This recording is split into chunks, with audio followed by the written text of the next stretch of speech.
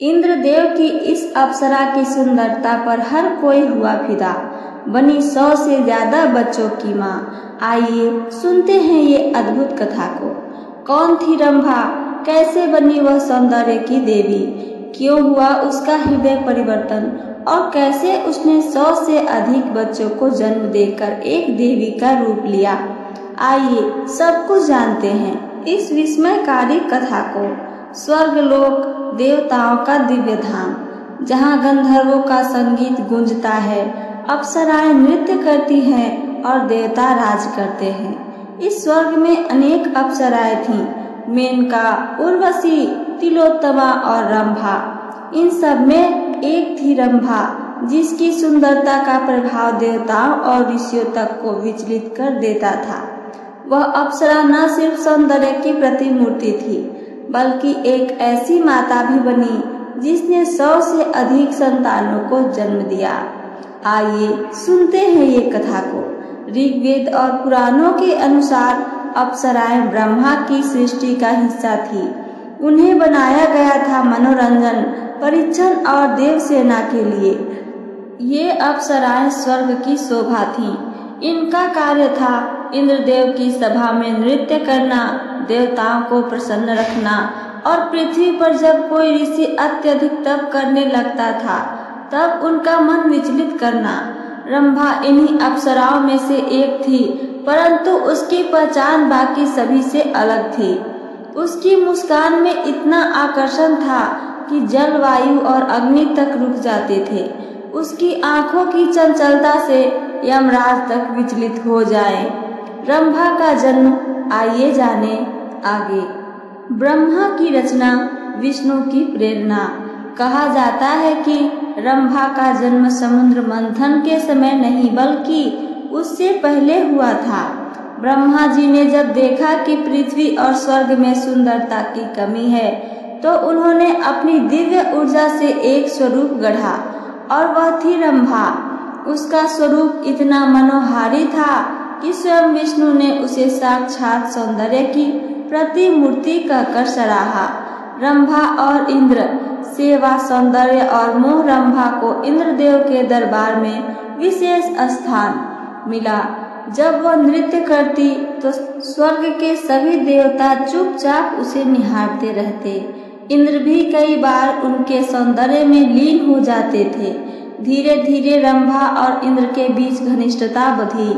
हालांकि इंद्र विवाह के बंधन में नहीं बन सकते थे, पर रंभा की सेवा और समर्पण ने उन्हें रंभा के प्रति आकर्षित कर दिया। रंभा ने अपनी पूरी निष्ठा से इंद्रदेव की सेवा की, कभी अप्सरा बनकर, कभी सखी बनकर और कभी जीवन संगिनी बनकर पृथ्वी पर भेजी गई।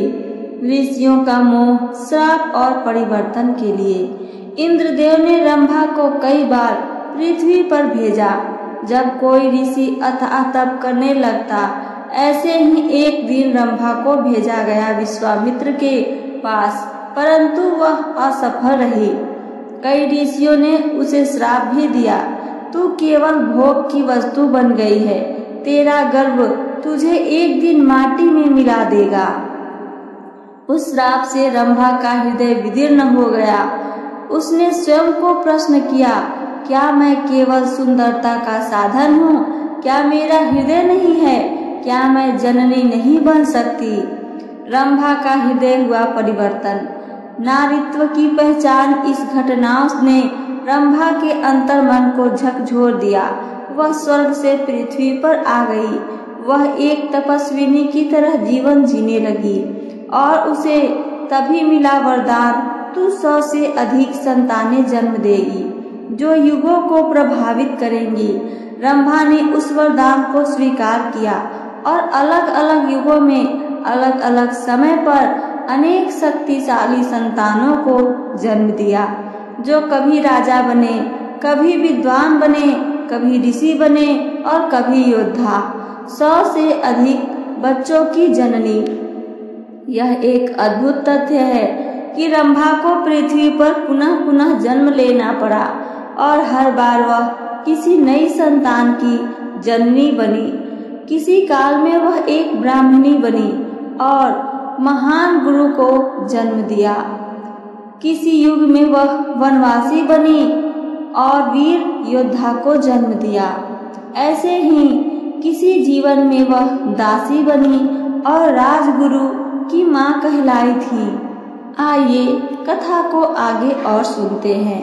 ऐसी थी रंभा की ममता, जो केवल अप्सरा नहीं रही, एक जननी, एक माँ, एक शक्ति बन गई। उसकी संतानों के कर्म जिन्होंने बदला युग।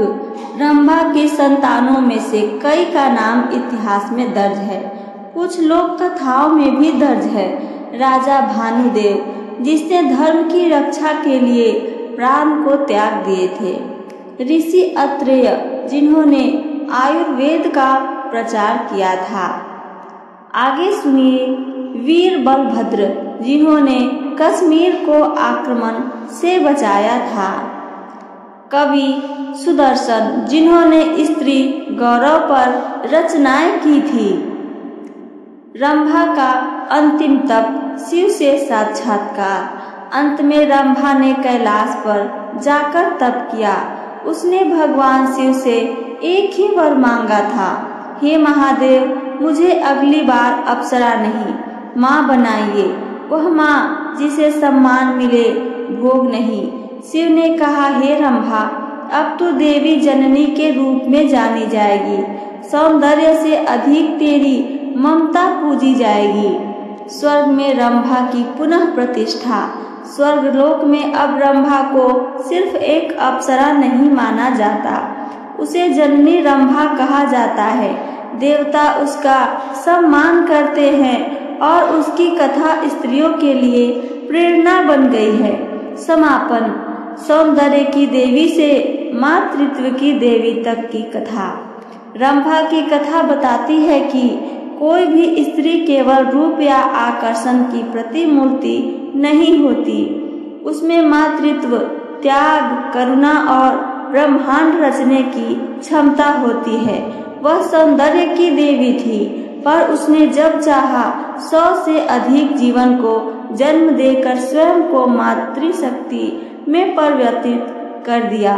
ये सब का निष्कर्ष क्या है, आइए आगे वो भी सुनते हैं। यह कथा केवल पुराणों की कल्पना नहीं, बल्कि समाज को स्त्री के नए स्वरूप को पहचानने का संदेश देती है।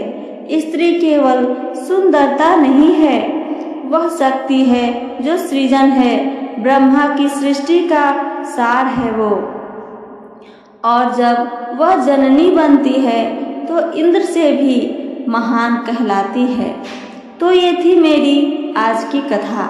मेरी कथा आप सबको पसंद आई हो तो चैनल को सब्सक्राइब करके वीडियो को लाइक करना ना भूलें। साथ साथ अपना एक प्यारा सा कमेंट करके हमें ज़रूर बताइए। सुनने के लिए धन्यवाद। जय श्री कृष्ण। राधे राधे।